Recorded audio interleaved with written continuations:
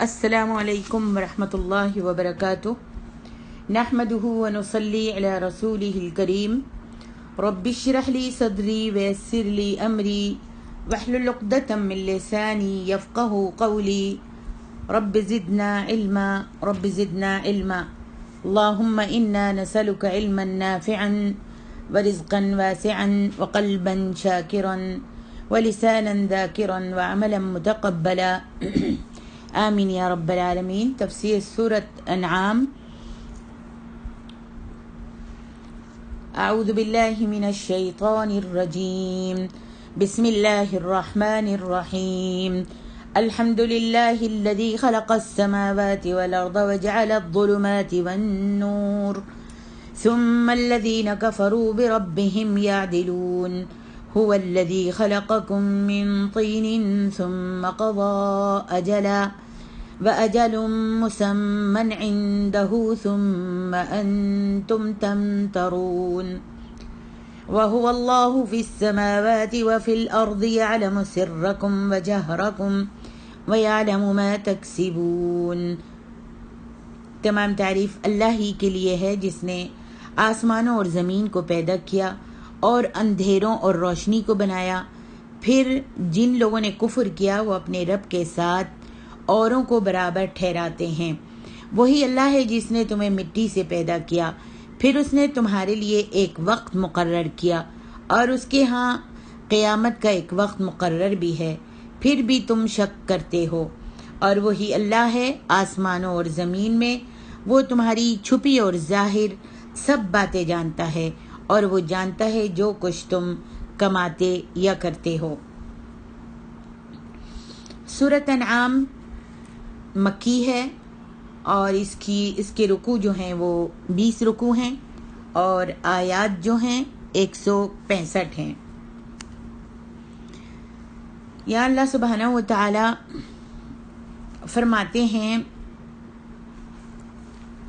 الحمد للہ الذی خلق السماوات والارض وجعل الظلمات والنور۔ حضرت ابن عباس، اکرمہ اور عطا حضرت ابن عباس سے روایت کرتے ہیں کہ سورۃ انعام مکہ میں نازل ہوئی ہے۔ امام طبرانی نے حضرت ابن عباس رضی اللہ عنہما کی روایت کو بیان کیا ہے کہ مکمل سورۃ انعام مکے میں ایک ہی رات میں اس شان سے نازل ہوئی کہ اس کے ساتھ 70,000 فرشتے نازل ہوئے تھے جو اللہ سبحانہ و تعالیٰ کی تسبیح کر رہے تھے۔ حضرت عبداللہ بن مسعود کہتے ہیں کہ سورۃ انعام جب نازل ہوئی تو اسے الوداع کرنے کے لیے 70,000 فرشتے بھی نازل ہوئے تھے۔ سبحان اللہ۔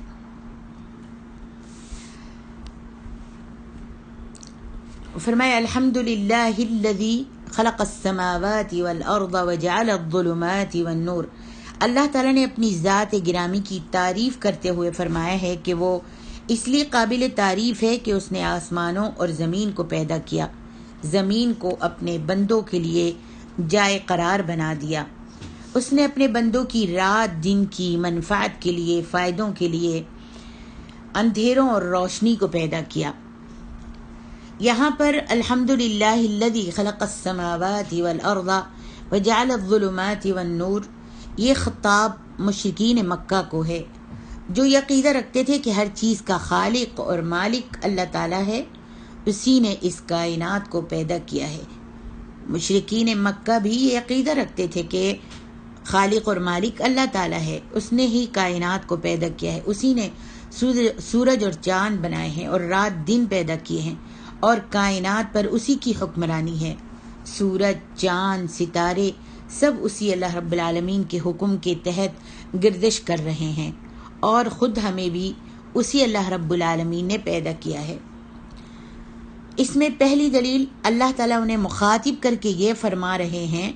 کہ وہ ذات جو اتنی بڑی کائنات کا نظام نہایت حسن و خوبی سے چلا رہی ہے، کیا وہ تمہاری ضروریات پوری نہیں کر سکتی اور تمہاری مشکلات کو حل نہیں کر سکتی؟ جو تم لات و عزا، منات اور حبل جیسے معبودوں کو پکارتے ہو، ان کے یہ معبود تھے لات، عزا، منات اور حبل، ان کو وہ پکارا کرتے تھے۔ تو اللہ تعالیٰ فرماتا ہے کہ جس نے اتنی کائنات، نظام شمسی اور نظام قمری بنایا ہے، زمین آسمان بنایا ہے، اور یہ سیارے جو آسمانوں پر دیکھ رہے ہو چل رہے ہیں، اور ہر چیز اللہ رب العالمین کے حکم سے نظام چل رہا ہے، تو کیا وہ تمہاری مشکلوں کو حل نہیں کر سکتا کہ تم اس رب العالمین کو چھوڑ کر اپنے ان معبودوں کو پکارتے ہو؟ ان کا اس بھری کائنات میں کوئی عمل دخل نہیں ہے۔ انسان کا حق تو یہ تھا، انسان کو حق تو یہ تھا کہ وہ اسی خالق کے آگے سجدہ کرتا، عبادت کرتا، اسی سے دعائیں مانگتا جس نے اس کو پیدا کیا ہے، اور زمین کو پیدا کر کے اس کی تمام ضروریات زندگی اس کی پوری کر رہا ہے۔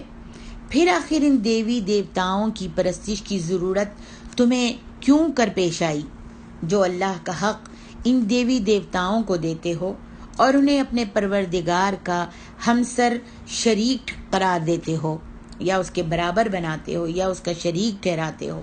تو کس طریقے سے؟ دوسری دلیل اللہ رب العالمین دیتے ہیں والذی خلقکم من طین ثم قضى اجلا۔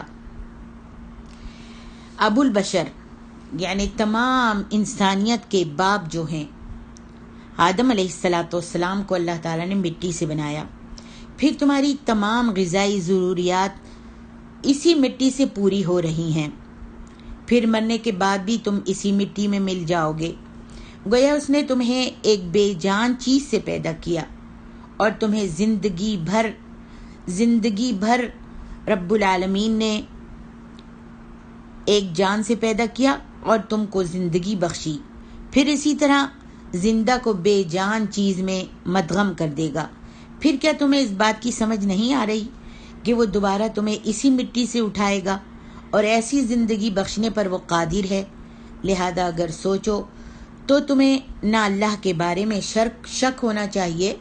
اور نہ شرک کرنا چاہیے، نہ شریک ٹھہرانا چاہیے، نہ شک ہونا چاہیے، اور نہ ہی قیامت کے بارے میں تم کو شک کرنا چاہیے۔ یہاں پر ثم قضى اجلا، پہلے لفظ اجل سے مراد انسان کی موت تک کا وقت ہے، جو کہ ہر انسان کے لیے قیامت صغریٰ ہے، چھوٹی قیامت ہے۔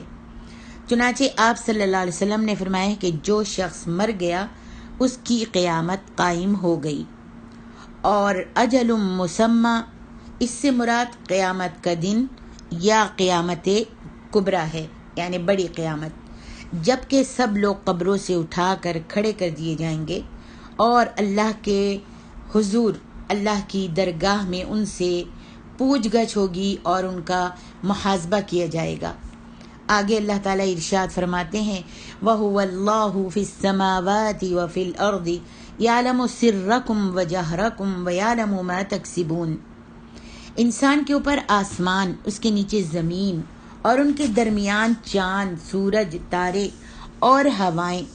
غرض جو کچھ بھی انسان کو نظر آتا ہے، ان سب کا انتظام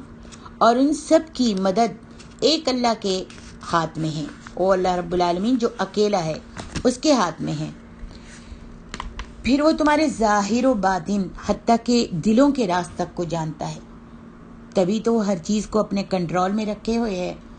اس آیت اور اس جیسی بعض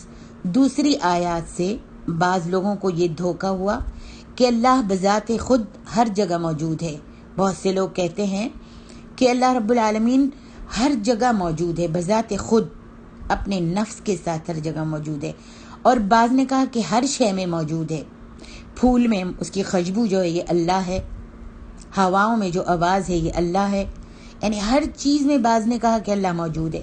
جبکہ بہت سی دوسری آیات اور صحیح احادیث سے یہ ثابت ہے کہ اللہ رب العالمین کی ذات ساتوں آسمانوں پر عرش معلیٰ پر ہے۔ الرحمن ذو العرش استوى، سبحان اللہ۔ رہی اللہ کی زمین و آسمان میں اور ہر جگہ اس کی موجودگی، تو وہ اس کے علم اور اس کی قدرت کے لحاظ سے اور ان صفات میں کمال کی وجہ سے ہے۔ اس کی قدرت اور اس کے علم کا یہ حال ہے کہ وہ عرش پر ہوتے ہوئے بھی رتی رتی چھوٹی چھوٹی ذرہ ذرہ چیز کو دیکھ رہا ہے اور اس کی نگرانی بھی کر رہا ہے، ہر پکارنے والے کی پکار کو بھی سن رہا ہے۔ ماں سوائے چند گمراہ فرقوں کے جمہور اہل سنت کا یہی عقیدہ ہے کہ اللہ اپنے عرش پر اور اپنی کرسی پر ہے، اور وہ اپنے علم سے اور اپنی قدرت کے لحاظ سے وہ ہر جگہ کی سنتا ہے اور ہر جگہ دیکھتا ہے اپنے علم کی وجہ سے، سبحان اللہ،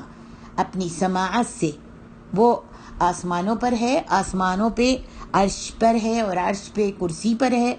لیکن رب العالمین سمیع بصیر ہے، ہر طرف دیکھ رہا ہے اور سن رہا ہے۔ آگے ارشاد ربانی ہے، وَمَا تَأْتِيهِم مِّنْ آيَةٍ مِّنْ آيَاتِ رَبِّهِمْ إِلَّا كَانُوا عَنْهَا مُعْرِضِينَ فَقَدْ كَذَّبُوا بِالْحَقِّ لَمَّا جَاءَهُمْ فَسَوْفَ يَأْتِيهِمْ أَنبَاءُ مَا كَانُوا بِهِ يَسْتَهْزِئُونَ أَلَمْ يَرَوْا كَمْ أَهْلَكْنَا مِنْ قَبْلِهِمْ من قرن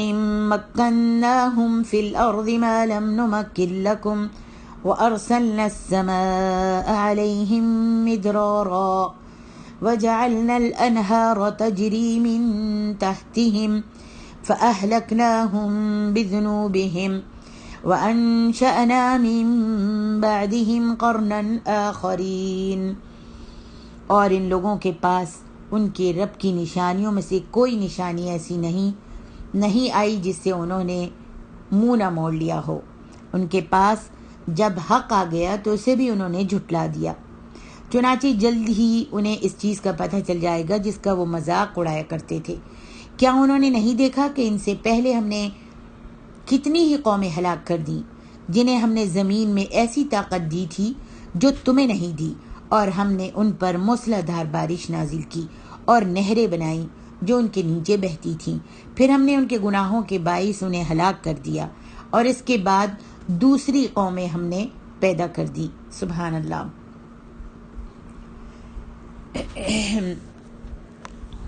یہاں آیت سے مراد وما تأتیہم من آیت،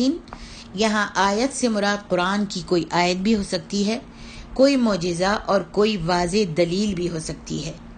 یعنی جو کافر انکار کرنے کا ہی تہیہ کیے بیٹھے ہیں ان کے لیے نہ کوئی دلیل کارگر ہو سکتی ہے، نہ ہی ان کے لیے کوئی معجزہ، اور نہ ان کے لیے نصیحتیں کارآمد ہو سکتی ہیں۔ اللہ تبارک و تعالیٰ نے تکذیب اور اناد سے کام لینے والے مشرکوں کے بارے میں فرمایا ہے کہ ان کے پاس اللہ تعالیٰ کی وحدانیت اور اس کے انبیاء کرام کی صداقت کی دلیل، معجزے اور حجت کی کیسی ہی نشانی کیوں نہ آ جائیں، یہ اس سے اعراض ہی کریں گے،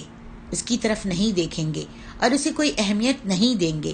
ارشاد باری تعالیٰ ہے، فَقَدْ كَذَّبُوا بِالْحَقِّ لَمَّا جَاءَهُمْ فَسَوْفَ يَأْتِيهِمْ أَنبَاءُ مَا كَانُوا بِهِ يَسْتَهْزِئُونَ، پس تحقیق جب ان کے پاس حق آ گیا تو اسے بھی انہوں نے جھٹلا دیا، چنانچہ ان کو ان چیزوں کا جن سے یہ استہزاء کرتے ہیں، مذاق کرتے ہیں، ان قریب انجام معلوم ہو جائے گا۔ حق کی تکذیب کرنے کی وجہ سے، حق کو جھٹلانے کی وجہ سے یہ مشرکوں کے لیے ڈانٹ اور ان کے لیے شدید وعید ہے کہ جس چیز کی یہ تکذیب کر رہے ہیں، جس چیز کو یہ جھٹلا رہے ہیں، وہ ان کے پاس ضرور آ کر رہے گی، انہیں اس کا انجام ضرور معلوم ہو جائے گا اور ان پر اس کا وبال جو ہے وہ ضرور آ کر رہے گا۔ پھر اللہ تبارک و تعالیٰ نے انہیں واضح نصیحت کی اور اس بات سے ڈرایا ہے کہ یہ بھی اس عذاب اور دنیاوی سزا میں مبتلا نہ ہو جائیں جس سے ان جیسے وہ لوگ جو پچھلی صدیوں میں دوچار ہوئے تھے، جو اپنی طاقت، قوت، جمعیت، مال و دولت، اولاد اور زمین کی پیداوار سے فائدہ اٹھانے اور اسے آباد کرنے کے اعتبار سے ان سے کہیں بڑھ کر تھے۔ اللہ اکبر۔ یہاں اللہ تبارک و تعالیٰ فرماتے ہیں فَقَدْ كَذَّبُوا بِالْحَقِّ، حق سے مراد قرآن مجید بھی ہو سکتا ہے اور رسول کریم صلی اللہ علیہ وسلم کی ذات بھی۔ ان دونوں کا دعویٰ یہ تھا کہ اسلامی بلا آخر غالب آ کے رہے گا کفار مکہ بالخصوص اس بات کا مذاق اڑاتے تھے کہ یہ کمزور سی مٹھی بھر جماعت ہے جسے کھانے پینے کی چیزیں بھی میسر نہیں آتی. وہ اگر محلوں کے خواب دیکھیں تو یہ دیوانگی نہیں تو اور کیا ہے، یہ پاگل پن نہیں ہے تو اور کیا ہے. اسی کے جواب میں اللہ تبارک و تعالیٰ نے فرمایا کہ ہم قریب ان لوگوں کو ایسی خبریں آنے لگیں گی. واضح رہے کہ یہ پوری صورت سوائے 6 آیات کے وما قدر اللہ حق قدرہ سے 3 آیتیں اور قل تعالوا اتل ما حرم ربکم علیکم سے 3 آیتیں ساری کی ساری ایک ہی رات میں نازل ہوئی تھیں، اور اس کا زمانہ نزول تقریباً ہجرت سے 1 سال پہلے کا ہے، جبکہ مسلمان انتہائی مشکلات میں پھنسے ہوئے تھے. ان کے اکثر ساتھی حبشہ کی طرف ہجرت کر کے وہاں مقیم ہو چکے تھے، اور مکہ میں کفار نے مسلمانوں کی زندگی جو تھی وہ اجیرن بنا رکھی تھی. اس وقت قرآن نے جو یہ پیشن گوئی فرمائی جو جنگ بدر سے ہی پوری ہونا شروع ہو گئی، اور جنگ بدر میں مسلمانوں کی فتح کی خبر پورے عرب بھر میں پھیل گئی، حتیٰ کہ آپ کی زندگی ہی میں اسلام کو پورے عرب پر غلبہ حاصل ہو گیا تھا. فرمایا الم یروا کم اہلکنا من قبلہم من قرن مکناہم فی الارض ما لم نمکن لکم، کیا انہوں نے نہیں دیکھا کہ ہم نے ان سے پہلے کئی امتوں کو ہلاک کر دیا، یا جن کے پاؤں ملک میں ایسے جما دیے تھے کہ تمہارے پاؤں بھی ایسے نہیں جمائے. یعنی جس طرح انہیں مال و دولت، طویل عمر، عظمتوں، خوشحالیوں اور عظیم لشکروں سے نواز دیا تھا، تمہیں ہم نے اتنا نہیں نوازا. تو اسی لیے فرمایا وَأَرْسَلْنَا السَّمَاءَ عَلَيْهِمْ مِدْرَارًا، جیسا کہ مثال کے طور پر قوم عاد، سمود اور قوم نوح اور آل فرعون وغیرہ بے شمار ایسی اقوام ہیں جنہیں تم سے بڑھ کر اللہ تعالیٰ نے اقتدار بخشا تھا. وہ تم سے طاقتور بھی تھیں اور زور آور بھی تھیں، کھانے پینے کی افراط اور خوشحالی بھی ان کے پاس تھی، سرسبز باغ، کھیت اور نہریں، سب کچھ تو ان کے پاس تھا. لیکن جب انہوں نے پیغمبروں کی تکذیب کی اور کفر اور نافرمانیوں میں حد سے تجاوز کر گئے تو اپنے کرتوتوں کی پاداش میں، اپنے کرتوتوں کی وجہ سے اللہ تعالیٰ نے ان کو ہلاک کر دیا. پھر کسی دوسری قوم کو ان کا جانشین بنا دیا گیا. اس طرح زمین کی آباد کاری میں کچھ بھی خلل واقع نہیں ہوا، اور پہلی سرکش قوم کا نام و نشان صفحہ ہستی سے مٹ گیا، کیونکہ اس دنیا میں اللہ کی سنت جاریہ یہی ہے کہ ایک قوم کو آگے بڑھاتا ہے، خوب آباد کرتا ہے اور مال و دولت عطا کرتا ہے، عیش و آرام دیتا ہے. پھر جب ان میں ان نعمتوں کی وجہ سے غرور اور تکبر پیدا ہو جاتا ہے اور اللہ کے احکام کو پس سے پشت ڈالنا شروع کر دیتی ہے، تو اللہ اس کو تباہ کر کے کسی دوسری قوم کو آگے لے آتا ہے، پھر ان کے اعمال دیکھتا ہے، اور یہ سلسلہ یوں ہی چلتا رہا ہے اور قیامت تک ایسے ہی چلتا رہے گا. اللہ اکبر. آگے ارشاد ربانی ہے وَلَوْ نَزَّلْنَا عَلَيْكَ كِتَابًا فِي قِرْطَاسٍ فَلَمَسُوهُ بِأَيْدِيهِمْ لَقَالَ الَّذِينَ كَفَرُوا إِنْ هَذَا إِلَّا سِحْرٌ مُبِينٌ وَقَالُوا لَوْلَا أُنزِلَ عَلَيْهِ مَلَكٌ وَلَوْ أَنزَلْنَا مَلَكًا لَقُضِيَ الْأَمْرُ ثُمَّ لَا يُنظَرُونَ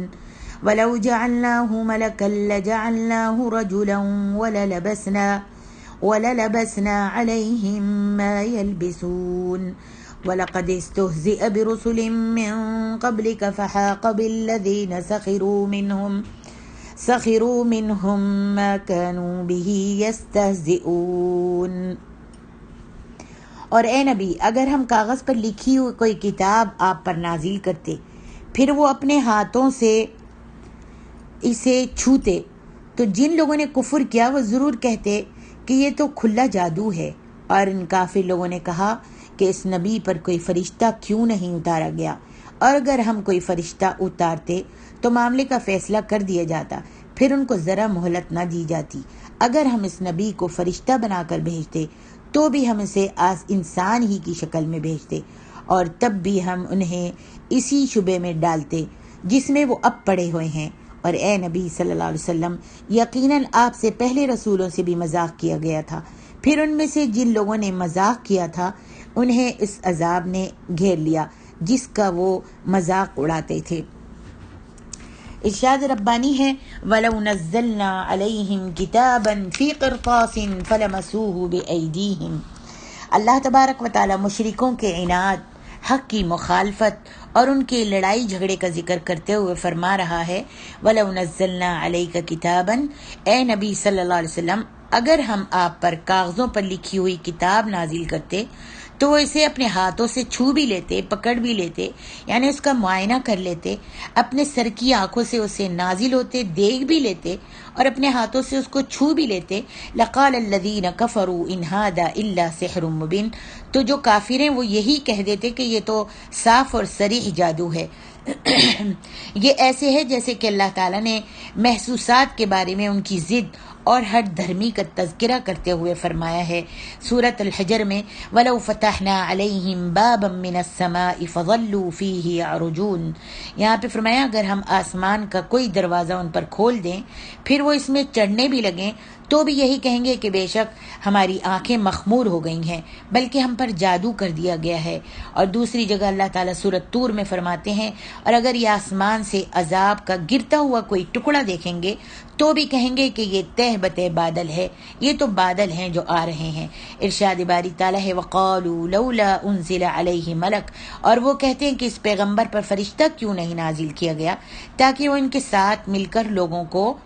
ڈراتا۔ اس کے جواب میں اللہ تعالیٰ نے فرمایا وَلَوْ أَنزَلْنَا مَلَكًا لَقُضِيَ الْأَمْرُ ثُمَّ لَا يُنظَرُونَ، اور اگر ہم فرشتہ نازل کرتے تو معاملے کا فیصلہ کر دیا جاتا، پھر انہیں مطلق مہلت نہ دی جاتی۔ یعنی اگر اس حالت میں ان کے پاس فرشتے بھی نازل ہوتے تو وہ ان کے پاس عذاب لے کر آتے، جیسا کہ اللہ تبارک و تعالیٰ نے فرمایا ہے۔ فرمایا کفار کے اعتراضات کا اللہ تبارک و تعالیٰ نے جواب دیا ہے یہاں پر۔ فرمایا کہ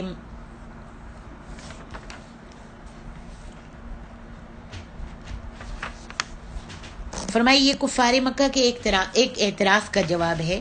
جو وہ کہتے تھے کہ ہم تو تبھی ایمان لائیں گے جب ہمارے سامنے محمد صلی اللہ علیہ وسلم پر کتاب نازل ہو اور ساتھ میں 4 فرشتے بھی ہوں جو اس بات کی گواہی دیں کہ یہ واقعی اللہ تعالیٰ کی طرف سے نازل شدہ کتاب ہے۔ اللہ تبارک و تعالیٰ نے اس کا یہ جواب دیا ہے کہ یہ کافر اس قدر ہٹ دھرم واقع ہوئے ہیں کہ اگر ہم ان کا مطالبہ پورا کر بھی دیں، وہ کتاب کو چھو کر دیکھ بھی لیں کہ یہ محض نظر بندی کا چکر نہیں بلکہ ایک حقیقت ہے، تب بھی وہ یہی کہہ دیں گے کہ یہ سب کچھ جادو ہے اور تم جادوگر ہو۔ یہ کفار کے دوسرے اعتراض کا جواب ہے وَلَوْ نَزَّلْنَا عَلَيْكَ كِتَابًا فِي قِرْطَاسٍ فَلَمَسُوهُ بِأَيْدِيهِمْ لَقَالَ الَّذِينَ كَفَرُوا إِنْ هَذَا إِلَّا سِحْرٌ مُبِينٌ وَقَالُوا لَوْلَا نُزِّلَ عَلَيْهِ مَلَكٌ۔ یہ کفار کے دوسرے اعتراض کا جواب ہے کہ محمد صلی اللہ علیہ وسلم پر فرشتہ اپنی اصلی شکل میں کیوں نازل نہیں ہوتا جسے ہم دیکھ سکیں اور ہمیں یقین آ جائے، اور پیغمبر جو یہ کہتا ہے کہ مجھ پر فرشتہ نازل ہوتا ہے وہ سچ کہتا ہے، ہم اعتبار کر لیں گے۔ اگر فرشتے کو دیکھ لیں گے اصلی شکل میں تو ہمیں اعتبار ہو جائے گا اور ہم یقین کر لیں گے اور ایمان لے آئیں گے، اور ہم سمجھ جائیں گے کہ یہ جو نبی کہہ رہا ہے، محمد کہہ رہے ہیں، رسول کہہ رہے ہیں، وہ سچ کہہ رہے ہیں۔ اس اعتراض کے جواب میں اللہ تعالیٰ نے فرمایا اگر فرشتہ اپنی اصلی شکل میں بھی آ جاتا تو یہ دہشت کے مارے فوراً مر جاتے، انہیں ایمان لانے یا انکار کرنے کی مہلت ہی کہاں ملتی۔ فرشتے کو اس کی اصلی شکل میں دیکھنے کے متحمل انبیاء ہی ہو سکتے ہیں۔ چنانچہ آپ صلی اللہ علیہ وسلم نے جبریل فرشتے کو ان کی اصل شکل میں 2 بار دیکھا تھا۔ نبی علیہ السلام نے بتایا کہ اس کے 600 پر تھے اور اس کی جسامت سے تمام افق بھر گیا تھا۔ اللہ اکبر۔ کسی دوسرے نبی کا جبریل فرشتے کو اپنی اصل شکل میں دیکھنا احادیث سے ثابت نہیں ہے، بس نبی علیہ السلام سے ثابت ہے کہ نبی علیہ السلام نے جبریل کو اصل شکل میں دیکھا۔ فرشتہ نازل کرنے کی دوسری صورت یہ تھی کہ وہ انسانی شکل میں آتا، جیسے جبریل نبی علیہ السلام کے پاس وحی قلبی کی شکل میں کبھی کبھار آتے تھے، یا حضرت ابراہیم، حضرت لوط اور حضرت داؤد کے پاس انسانی شکل میں آئے تھے۔ اور اگر فرشتہ پیغمبر بن کر انسانی شکل میں آتا تو اس پر بھی وہ تمام اعتراضات جو کر رہے ہیں وارد ہو سکتے تھے جو نبی علیہ السلام پر وارد ہوتے رہے۔ پھر یہ ایک الگ اعتراض پیدا ہو جاتا کہ جو شخص اپنے آپ کو فرشتہ اور پیغمبر کہہ رہا ہے، آیا یہ فی الواقع فرشتہ ہے بھی یا نہیں، یا کوئی جادوگر انسان ہے؟ اگر وہ فرشتے کو دیکھ بھی لیتے اور فرشتے کو دیکھ بھی لیتے تو بھی یہی کہہ دیتے کہ یہ کوئی جادوگر انسان ہے، یا پھر اللہ تعالیٰ اگر نبی کو فرشتے کی شکل میں بھیجتے تو بھی وہ شک کرتے اور یہی کہتے کہ یہ کوئی جادوگر انسان ہے جو ہمیں چکمہ دے رہا ہے۔ گویا ان کا وہ اشتباہ پھر بھی بس سطور باقی رہتا جو انہیں اب پڑا ہوا ہے، اور یہ شک میں اور شبہ میں پڑے ہوئے ہیں۔ نیز اگر کوئی رسول فرشتہ ہو تو اتمام حجت کا معاملہ ہی ختم ہو جاتا۔ ایسے رسول پر ایمان لانے والے اپنی بے عملی کے جواز کے لیے یہ معقول بہانہ پیش کر سکتے تھے کہ رسول تو فرشتہ ہے اور ہم بشر ہیں۔ اگر اللہ تعالیٰ فرشتے کو رسول بنا کر بھیجتا تو بھی ان کے لیے یہ بہانہ ہوتا، کہتے رسول تو فرشتہ ہے اور ہم بشر ہیں، لہٰذا ہم اس کی پورے طور پر اتباع کیسے کر سکتے ہیں؟ اور یہی رسول کے بشر ہونے میں سب سے بڑی حکمت ہے۔ سبحان اللہ۔ آگے ارشاد ربانی ہے، وَلَقَدِ اسْتُهْزِئَ بِرُسُلٍ مِّن قَبْلِكَ فَحَاقَ بِالَّذِينَ سَخِرُوا مِنْهُمْ مَا كَانُوا بِهِ يَسْتَهْزِئُونَ۔ ان اعتراضات کا جواب دینے کے بعد اللہ تعالیٰ نے نبی علیہ الصلاۃ والسلام کو تسلی دیتے ہوئے فرمایا کہ یہ کوئی نئی بات نہیں ہے، ہر دھرم کافروں کا ہمیشہ یہی وتیرہ رہا ہے، پہلے رسولوں سے بھی یہی کچھ ہوتا رہا، پہلے رسولوں کا بھی یہ اسی طرح سے مذاق اڑاتے رہے، لہذا آپ صلی اللہ علیہ وسلم ان کی پرواہ مت کیجیے، اور انجام کار انہیں اسی قسم کے عذاب سے ہلاک کیا گیا۔ جو پہلے مذاق اڑاتے تھے ان کو بھی آپ پرواہ مت کیجیے ان کی، جو پہلے مذاق اڑاتے تھے نبیوں کا تو ان کو بھی عذاب سے ہلاک کیا گیا جس کا وہ مذاق اڑایا کرتے تھے۔ اللہ اکبر۔ وہ پہلے رسولوں سے بھی تمسخر کیا کرتے تھے، مذاق کیا کرتے تھے۔ یہاں پر اس آیت میں اللہ تبارک و تعالیٰ اپنے نبی محمد صلی اللہ علیہ وسلم کو تسلی دے رہے ہیں۔ سبحان اللہ۔